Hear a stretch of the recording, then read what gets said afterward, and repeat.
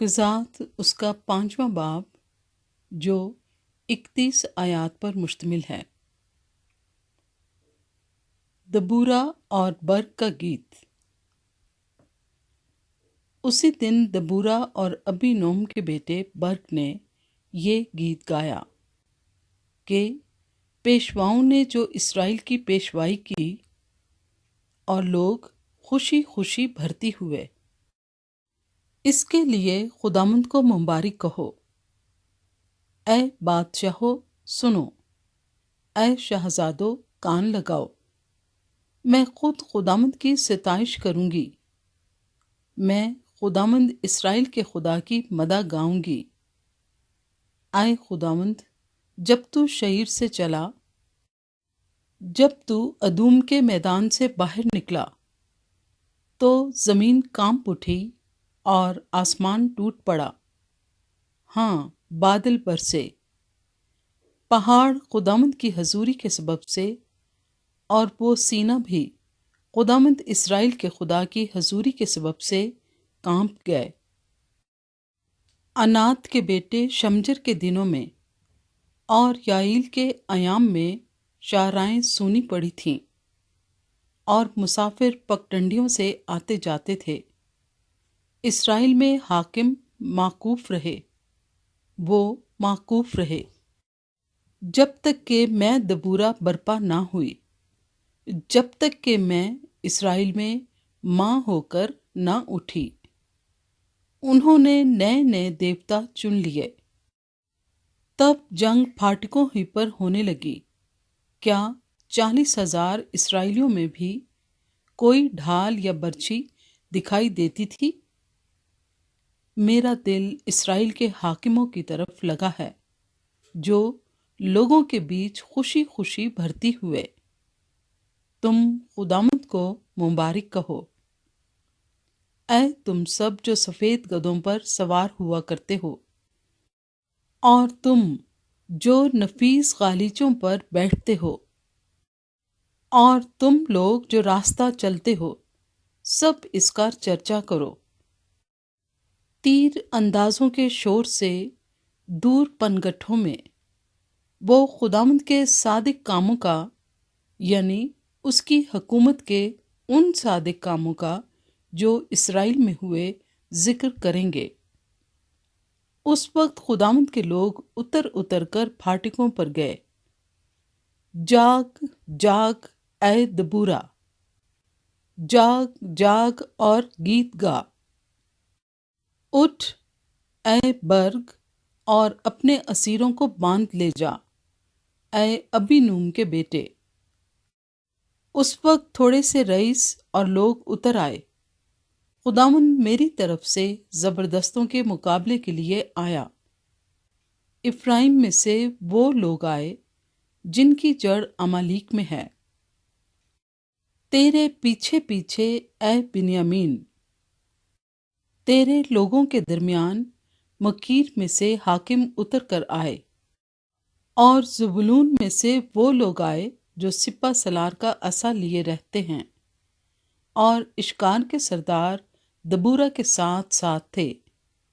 جیسا اشکار ویسا ہی برق تھا۔ وہ لوگ اس کے ہمراہ جھپٹ کر وادی میں گئے۔ روبن کی ندیوں کے پاس بڑے بڑے ارادے دل میں ٹھانے گئے۔ تو ان سیٹیوں کو سننے کے لیے جو بھیڑ بکریوں کے لیے بجاتے ہیں، بھیڑ سالوں کے بیچ کیوں بیٹھا رہا؟ روبن کی ندیوں کے پاس دلوں میں بڑا تردد تھا۔ جلاد یردن کے پار رہا، اور دان کشتیوں میں کیوں رہ گیا؟ آشر سمندر کے بندر کے پاس بیٹھا ہی رہا، اور اپنی کھاڑیوں کے آس پاس جم گیا۔ زبولون اپنی جان پر کھیلنے والے لوگ تھے، اور نفتالی بھی ملک کے اونچے اونچے مقاموں پر ایسا ہی نکلا۔ بادشاہ آ کر لڑے۔ تب کنعان کے بادشاہ تناک میں مجدو کے چشموں کے پاس لڑے، پر ان کو کچھ روپے حاصل نہ ہوئے۔ آسمان کی طرف سے بھی لڑائی ہوئی۔ بلکہ ستارے بھی اپنی اپنی منزل میں سیسرا سے لڑے۔ کیسون ندی ان کو بہا لے گئی، یعنی وہی پرانی ندی جو کیسون ندی ہے۔ اے میری جان، تو زوروں میں چل۔ ان کے کودنے، ان زبردست گھوڑوں کے کودنے کے سبب سے سموں کی ٹاپ کی آواز ہونے لگی۔ خداوند کے فرشتے نے کہا کہ تم میروز پر لعنت کرو، اس کے باشندوں پر سخت لعنت کرو، کیونکہ وہ خداوند کی کمک کو، زوراوروں کے مقابل خداوند کی کمک کو نہ آئے۔ ہبر کینی کی بیوی یائل سب عورتوں سے مبارک ٹھہرے گی، جو عورتیں ڈیروں میں ہیں ان سے وہ مبارک ہوگی۔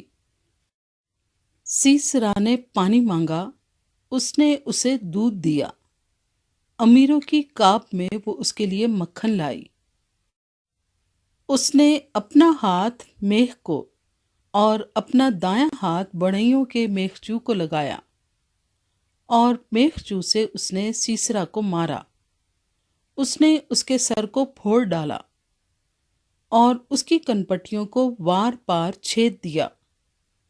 اس کے پاؤں پر وہ جھکا، وہ گرا اور پڑا رہا۔